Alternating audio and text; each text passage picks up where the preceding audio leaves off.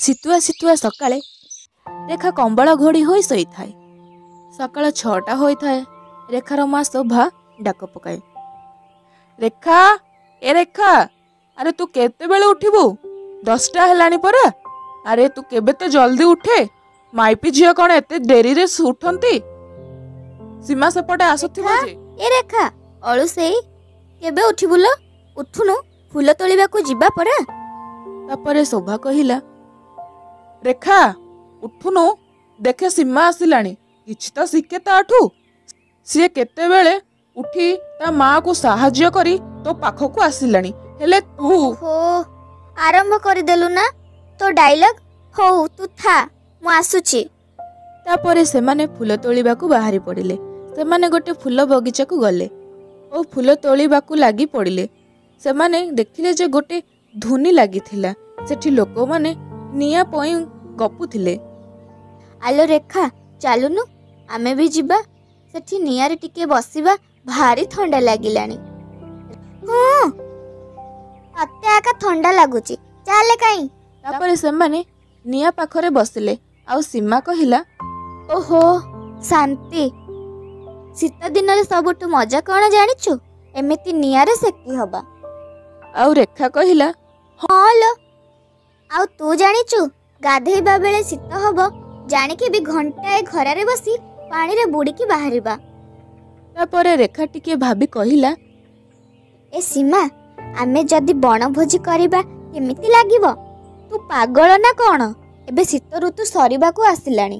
ଏବେ କିଏ କଣ ବଣଭୋଜି କରେ? ତୋ ଆଉ ମୋ ଛଡ଼ା କିଏ ରାଜି ହେବେନି। ହଉ, ଆମେ ଏକା ଯିବା। ହଉ ଚାଲେ। ତୁ ଯେତେବେଳେ କହିଲୁଣୁ, ନହେଲେ କଣ ଚଳିବ?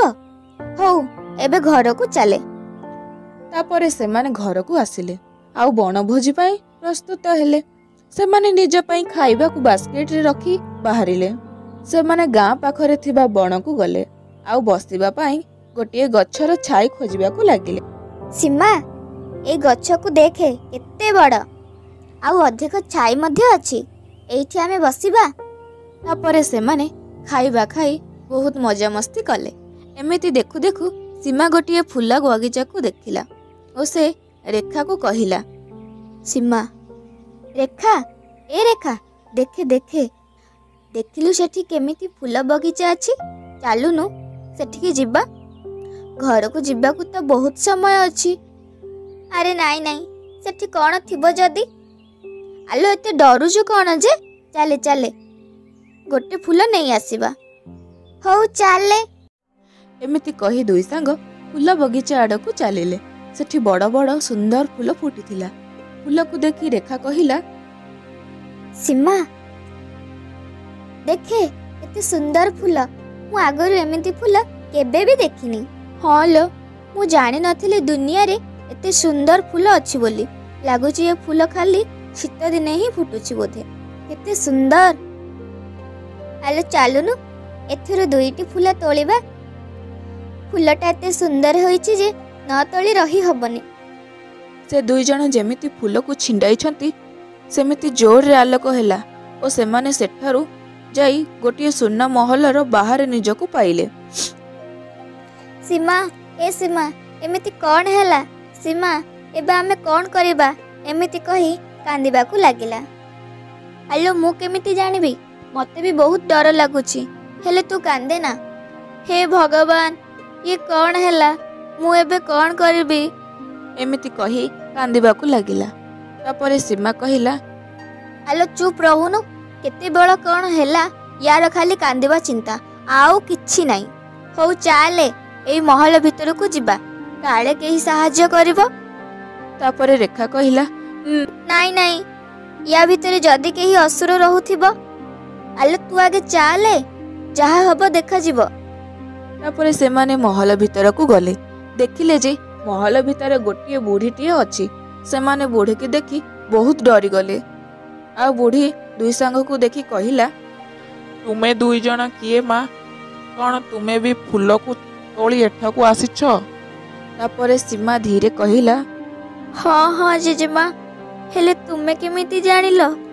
ତାପରେ ବୁଢ଼ୀ କହିଲା, ତୁମ ଭଳି ବହୁତ ଝିଅ ଓ ଲୋକମାନେ ଆସିଛନ୍ତି। ତାପରେ ରେଖା କହିଲା, ସେମାନେ ସେମାନେ କୁଆଡ଼େ ଗଲେ ଜେଜେମା? ମୁଁ ତୁମକୁ ଜେଜେମା କହିପାରିବି ତ? ବୁଢ଼ୀଟି କହିଲା, ଶୁଣ ଝିଅ, ତୁମେ ଯେଉଁ ଫୁଲ ଦେଇ ଆସିଛ ସେ ଫୁଲ ସାମାନ୍ୟ ଫୁଲ ନୁହଁ, ସେ ଫୁଲ ସାପଗ୍ରସ୍ତ। ସେ ଫୁଲକୁ ଯିଏ ବି ତୋଳିଛି ସେ ଏଠାକୁ ଆସିଛି। ଏହା ଶୁଣି ସୀମା କହିଲା, ଆମେ ଘରକୁ ଫେରିବାର କିଛି ରାସ୍ତା ଅଛି କି ଜେଜେମା? ଘରେ ଆମକୁ ସମସ୍ତେ ଅପେକ୍ଷା କରିଥିବେ। ଏହା ଶୁଣି ବୁଢ଼ୀଟି କହିଲା, ହଁ ଅଛି, କେବଳ ଗୋଟିଏ ଉପାୟ। ତାପରେ ରେଖା କହିଲା, କ'ଣ ସେହି ଉପାୟ ଜେଜେମା? ବୁଢ଼ୀଟି କହିଲା, ତୁମକୁ 2 ଦିନ ଏଠି ରହିବାକୁ ହବ। ଏଠି ତୁମକୁ ଝାଡ଼ୁ ମାରିବାକୁ ହବ, କିନ୍ତୁ କେବଳ ମହଲ ଭିତରେ।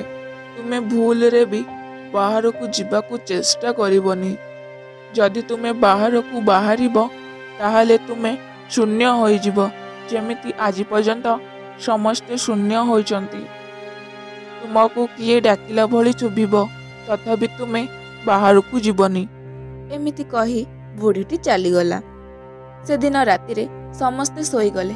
ମଧ୍ୟରାତ୍ରରେ ରେଖାକୁ ଲାଗିଲା ଯେ ତା ମା ଡାକୁଛି। ରେଖା, ଏ ରେଖା, ତୁ କୁଆଡ଼େ ଗଲୁ ରେ ମା? ଏସବୁ ଶୁଣି ରେଖା ଆଉ ରହିପାରିଲାନି। ସୀମା ନିଦରେ ଶୋଇଥିଲା। ରେଖା ବାହାରକୁ ଦେଖିଲା। ସେ ଦେଖିଲା ଯେ ଶୋଭା ସେଠି ଠିଆ ହୋଇଛି ଏବଂ ସେ ବାହାରକୁ ଚାଲିଗଲା ଓ ଶୂନ୍ୟ ହୋଇଗଲା। ସକାଳୁ ଉଠି ସୀମା ଦେଖେ ଯେ ରେଖା ଆଉ ମହଲରେ ନାହିଁ। ସେ ନିରାଶ ହେଲା ଓ ମହଲରେ କାମ କରିଲା। ସେ କାହା ଡାକକୁ ଖାତିର ନ କରି ମହଲରେ ହିଁ ରହିଲା। ରାତି ହେଲା, ସୀମା ଶୋଇବାକୁ ଗଲା।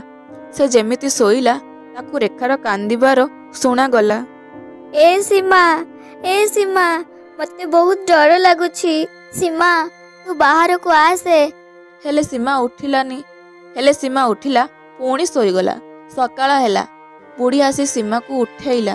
ସୀମା, ଝିଅ, ସୀମା, ତୁ ପରୀକ୍ଷାରେ ସଫଳ ହୋଇଛୁ। ସୀମା ଉଠିଲା ଆଉ ବୁଢ଼ୀକୁ କହିଲା, ଧନ୍ୟବାଦ ଜେଜେମା, ତୁମେ ବହୁତ ଭଲ।